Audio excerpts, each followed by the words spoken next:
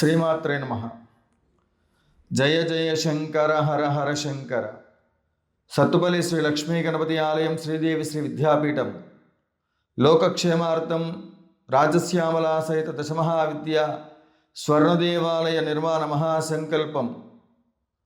ఈ మహాసంకల్ప సిద్ధి కొరకు మాఘమాసం పాడ్యమి నుండి మొదలుకొని 108 రోజుల పాటు రాజశ్యామలా సహిత దశమహావిద్యాయాగం, 11 కోట్ల కుంకుమార్చన, 11 లక్షల కొబ్బరికాయలతో హవనము ఇత్యాది కార్యక్రమములను సంకల్పం చేయడం జరిగింది.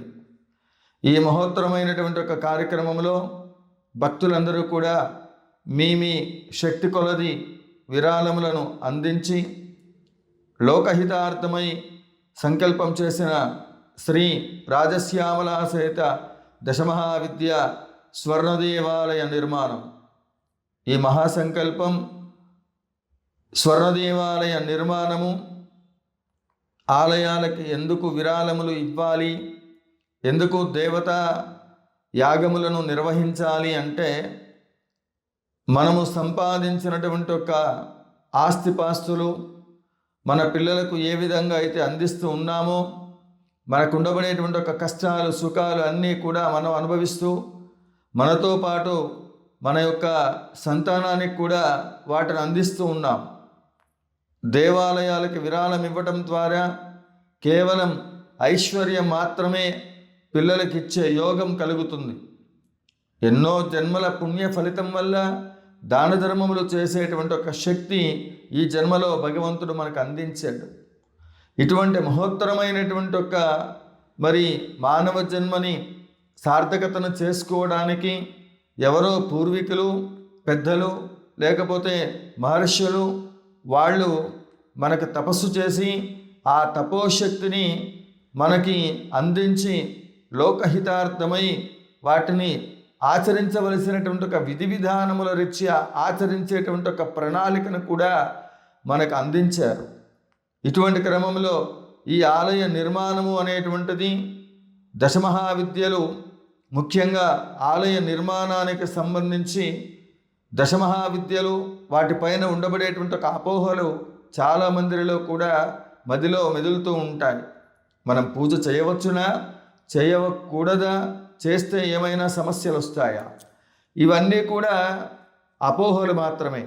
కారణం ఏమిటంటే, దశమహావిద్యలు అనేటువంటి దశావతారాల్లో విష్ణు సంబంధమైనటువంటి ఒక దశావతారాలు పురుష రూపంలో ఉండబడే దేవతలు, స్త్రీ రూపంలో ఉండబడేటువంటి ఒక శక్తి దేవతలు ఈ దశమహావిద్యలు. మానవుడిని దశ దిశలా రక్షించి కాపాడడానికి ఈ దశమహావిద్యలు ఎంతగానో దోహదపడతాయి. అందులో కలియుగంలో ప్రత్యక్షంగా ఫలప్రదాయకంగా మానవులకు కావలసినటువంటి ఒక కామ్యములను సిద్ధింప చేసుకోవడానికి, ఆదిత్యాది నవగ్రహ దోష నివారణకు ఈ విద్యలు ఎంతగానో ఉపయోగపడతాయి.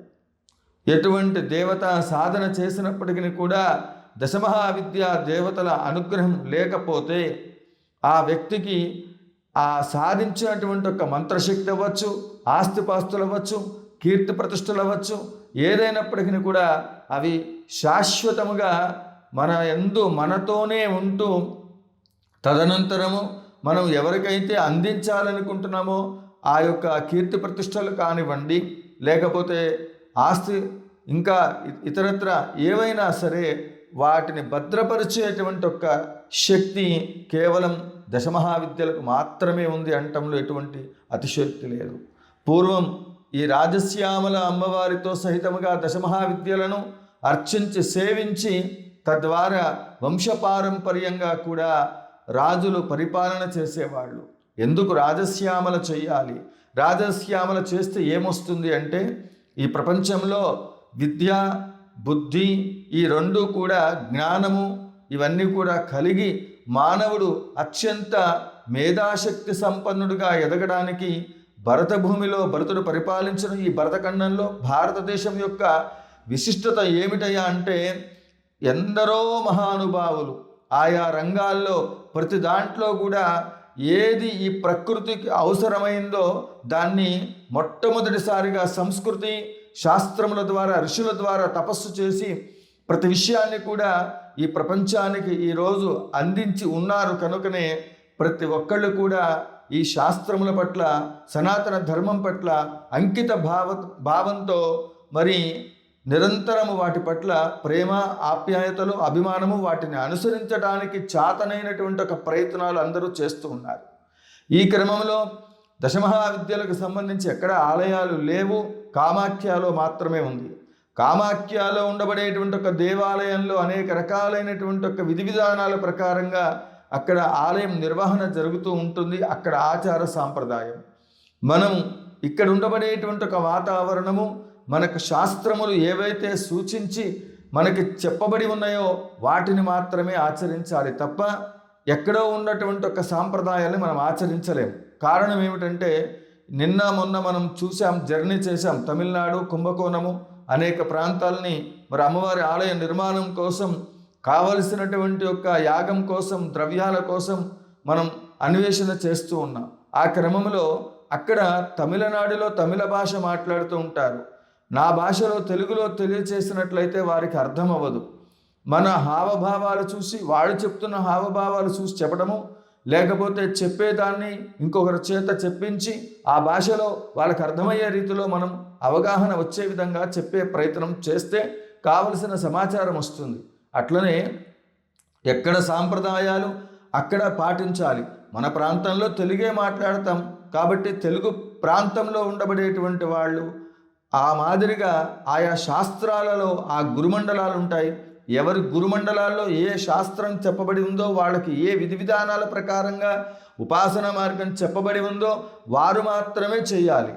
ఆ ఉపాసన మార్గంలో లేనటువంటి వాళ్ళని ఈ ఉపాసనా మార్గంలోకి మేము విధంగా పూజ చేస్తున్నాము, శాస్త్రసమ్మతమైనటువంటివి ఈ శాస్త్రముల ద్వారా మేము ఆచరించటం సబబే అనేటువంటి దాంట్లో కూడా ప్రామాణికమైనటువంటి యొక్క గురుమండలాలు ఉండాలి. ఆ గురుమండలాలు ఇవాళ నేను ఆర్ఎంపీనా, ఎంబీబీఎస్ఆ, ఎండీనా, దేనికి సంబంధించినటువంటి వాడిని, ఈ శరీరంలో ఉండబడేటువంటి ఒక అవయవాలన్నిటికీ సంబంధించి ఒక్కొక్క దానికి ఒక్కొక్క స్పెషలిస్ట్ ఉన్నాడు. అలానే శాస్త్రములలో కూడా ఈరోజు ఉన్నటువంటి ఒక పరిస్థితి ఏమిటయ్యా అంటే, కాస్తంత బొట్టు పెట్టుకొని, విభూతి రేఖలు పెట్టుకొని శాస్త్రముల పట్ల అవగాహన ఉన్నటువంటి వాళ్ళు ఎవరు, లేనటువంటి వాళ్ళు ఎవరు అనేటువంటిది తెలియదు. దీనికి ఒక చిన్న ఉదాహరణ చెప్పాలంటే, మనం సాగర సంగమం సినిమాలో అక్కడ ఒక చిత్రాన్ని మనం ఇక్కడ చెప్పక తప్పదు, ఒక సన్నివేశాన్ని. అక్కడ నాట్యమయూరి అన్నప్పుడు కమల్ హాసన్ వచ్చి, నీకు నాట్యము గురించి ఉన్నటువంటి ఒక కళలు, దాని పట్ల ఉండబడేటువంటి ఒక అవగాహన లేకుండా ఇలాంటి బిరుదులు పొందడానికి నువ్వు అర్హురాలు కాదు అని చెప్పి అక్కడ కమల్ హాసన్ గారు తెలియచేసినటువంటి ఒక సన్నివేశంలో ఆ మిడిమిడి జ్ఞానంతో ఉండబడేటువంటి వాళ్ళు తెలియకపోతే తెలుసుకోవడంలో తప్పు లేదు, అన్నీ మాకే తెలుసు అని ఇంక్లూడింగ్ నేను కూడా ఆ విధంగా వ్యక్తపరచకూడదు. అందుకే ప్రతి విషయాన్ని కూడా జగద్గురువులను ఆశ్రయించాలి. కంచి కామకోటి పీఠ సాంప్రదాయం ఏదైతే ఉందో ఆ సాంప్రదాయము, శృంగేరి పీఠము, ఇలా ఆమ్నాయ పీఠాల్లో శంకర భగవత్పాదుల వారు ఏ విధంగా అయితే ఆమ్నాయ పీఠాలను ఏర్పాటు చేశారో ఆ విధంగా ఆమ్నాయ పీఠాల ద్వారా, ఆ గురుమండలాల ద్వారా వచ్చినటువంటి వాటిని మాత్రమే మనం ఆచరించే ప్రయత్నం చేస్తే ఎటువంటి ఇబ్బందులు రావు. దశమహావిద్యలు సరైనటువంటి ఒక పద్ధతిలో, శశాస్త్రీయమైన పద్ధతిలో కొబ్బరికాయలు, ఈ విధంగా 11 లక్షల కొబ్బరికాయలు ఈ యాగంలో సంకల్పం చేశాం. ఎందుకు 11 లక్షల కొబ్బరికాయలు హోమంలో మనం సమర్పించాలి అంటే, మన యొక్క కర్మలను నివారణ చేయడం కొరకు కొబ్బరికాయను కొట్టి అందులో ఉన్న పెంకును తీసేసి ఆ దోషాలన్నిటినీ, అందులో ఉండబడేటువంటి ఒక నీళ్ళని భగవంతుడికి అభిషేకం చేసి ఆ పైన ఉండబడే కొబ్బరిని నివేదన పెడుతూ ఉన్నాం. కాబట్టి ఇక్కడ అమృతతుల్యమైనటువంటి ఒక మరి అద్భుతమైనటువంటి ఆ కొబ్బరికాయకు నారీకేలమును మనం పూర్ణాహుతిలో కూడా వాడుతూ ఉన్నాం.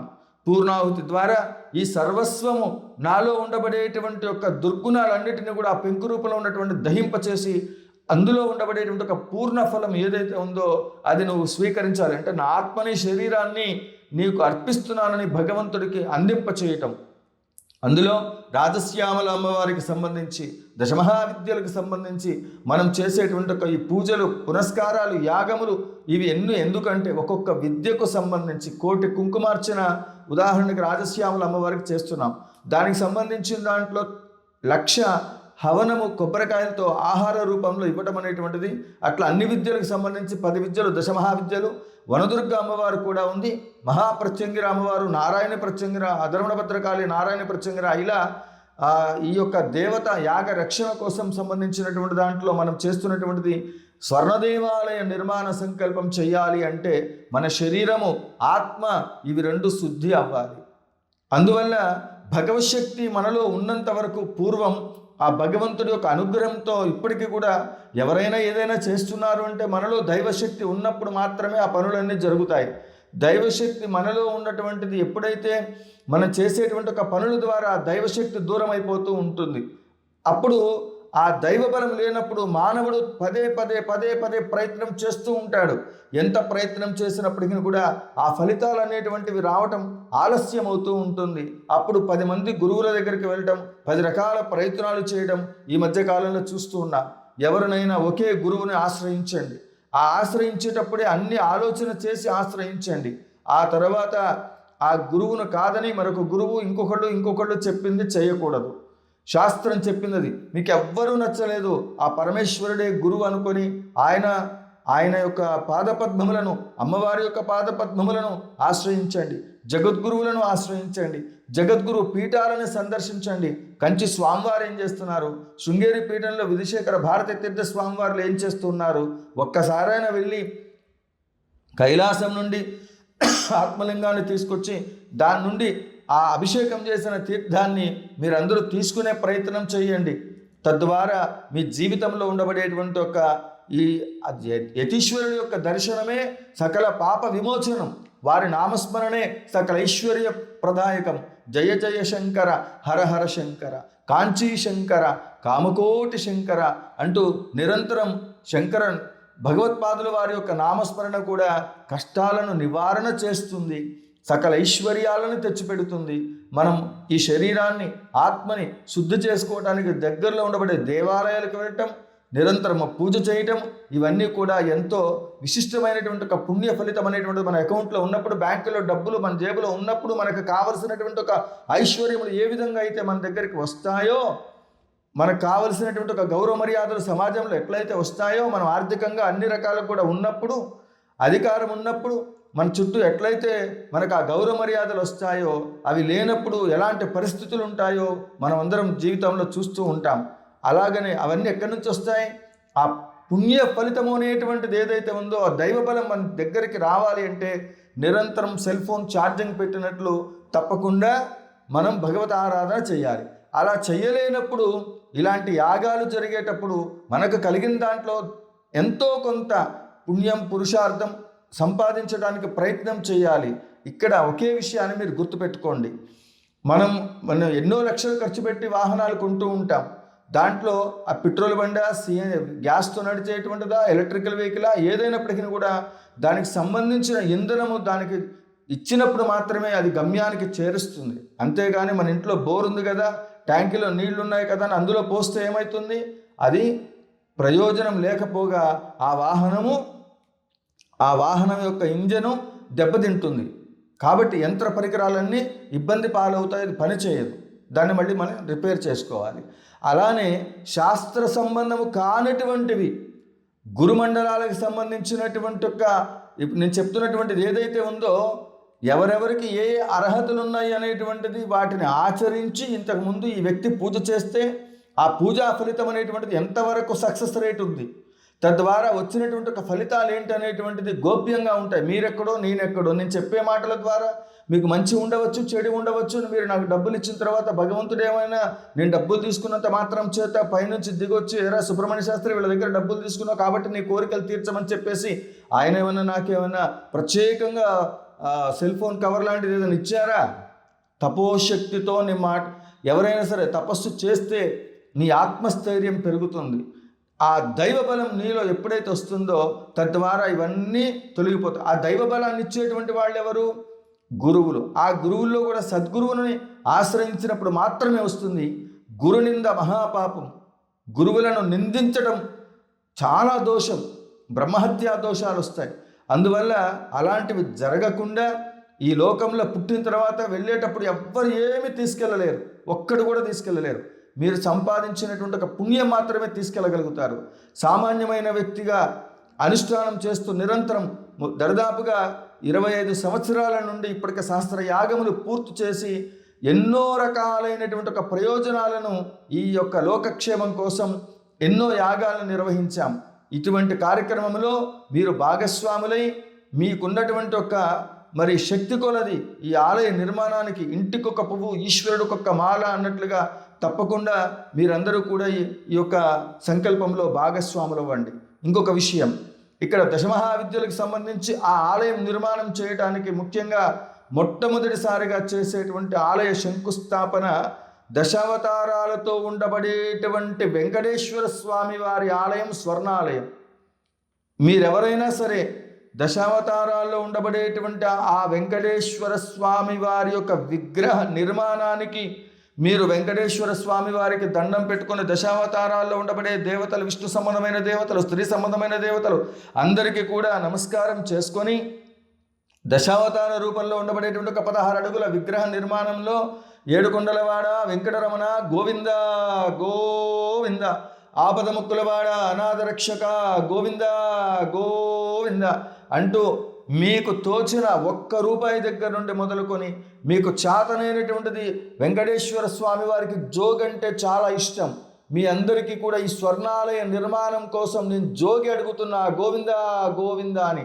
ఈ యొక్క భిక్షా పాత్రలో స్వర్ణాలయ నిర్మాణం రాబోయే తరాలకి తెలంగాణ ప్రాంతంలో మనం భద్రాచలము, అట్లనే యాదగిరి లక్ష్మీ నరసింహస్వామి వారి దేవాలయము, భద్రకాళి దేవాలయము, ఇలా అమ్మవార్లకు సంబంధించి అనేక దేవాలయాలు ఉన్నప్పటికీ ఇక్కడ తెలంగాణ ప్రాంతంలో టూరిజంగా ఎక్కడెక్కడో దేశ విదేశాల్లో ఉండబడేటువంటి ఒక భక్తులందరూ కూడా ఇక్కడికి ఈ ఆలయ నిర్మాణానికి సంబంధించిన దాంట్లో ఇప్పటికే విస్తృతంగా 20 ఏళ్లలో ప్రచారం జరిగింది. ఎప్పుడెప్పుడు శంకుస్థాపన అని చెప్పేసి చూస్తూ ఉన్నారు. ఇక్కడ ముఖ్యమైనటువంటి ఒక అంశం, దేవాలయాలకి విరాళాలు ఇవ్వడం వల్ల ఏమొస్తుంది అంటే, ఎప్పుడైతే మనం చేసినటువంటి ఈ యొక్క తెలిసి తెలియక ఉండబడేటువంటి ఒక కర్మలు ఉంటాయో ఆ పాపరాశి ఏదైతే ఉంటుందో ద్రవ్య రూపంలో, ధన రూపంలో, సువర్ణ రూపంలో కలి ప్రభావం ఎక్కువగా ఉంటుంది. తద్వారా ఆ విరాళం ఇవ్వగానే ఆ వ్యక్తికి ఉన్న కర్మ దోషం తొలగి ఆ పాపపు రాశి ఆ దేవాలయాలకు వెళ్తూ ఉంటుంది. అందుకే దేవాలయంలో అర్చకుడు, సంస్కారాలు, అభిషేకాలు, అక్కడ గోసేవ, ఇవన్నీ అన్నదానం ఎందుకు చేస్తారా అంటే మరలా చైతన్య శక్తి, మంత్రశక్తి పెరగటం కోసం సాధనలు చేస్తూ ఉంటారు. ఎప్పుడైతే ఈ విరాళాలు వచ్చిన తర్వాత, అందుకే కొన్ని దేవాలయాలు ఎన్ని ప్రయత్నాలు చేసినా అభివృద్ధిలోకి రావు. ఎంతోమంది ఫోన్ చేస్తూ ఉంటారు. ఎందుకని అంటే ఆ విరాళాలు ఇచ్చేటప్పుడు, పుచ్చుకునేటప్పుడు కొన్ని సంకల్పాలు ఉంటాయి. మీరేదో నాకు డబ్బులు వేశారు, నేనేదో యాగం చేస్తున్నాను అన్నట్లుగా చెయ్యను.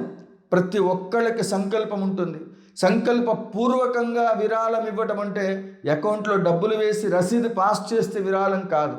మంత్రపూర్వకమైన సంకల్పం భగవంతుడి దగ్గర చెప్పటం ఉందే, అది ముఖ్యమైనటువంటి ఒక విషయం. అందువల్ల నేను ఈ ప్రయాణాల్లో ఉండి వీడియోని నా కెమెరా ద్వారా ఇది చిత్రీకరణ చేసి మీ అందరికీ విషయాలు తెలియచేయాలనే ఉద్దేశంతో నేను ఎన్నో విషయాల్ని రోజు కొద్దిగా చెప్పే ప్రయత్నం చేస్తాను. జయ జయ శంకర, హర హర శంకర. మీరందరూ కూడా ఈ స్వర్ణాలయ నిర్మాణానికి కొబ్బరికాయలు, అట్లనే వెంకటేశ్వర స్వామి వారి ఆ విగ్రహానికి, ఆలయ నిర్మాణానికి, ఆ వెంకటేశ్వర స్వామి వారి యొక్క అనుగ్రహం పొందేటువంటి వాళ్ళందరూ కూడా మీకు ఉండబడేటువంటి ఒక ఆర్థిక రుణబాధలు, శత్రుబాధలు, అన్ని రకాలైన సమస్యలకు మరి ఆ వెంకటేశ్వర స్వామి వారికి నమస్కారం చేసుకొని ఆ స్వామివారి యొక్క అనుగ్రహానికి పాత్రులు అవ్వండి. శ్రీమాత్రే నమః.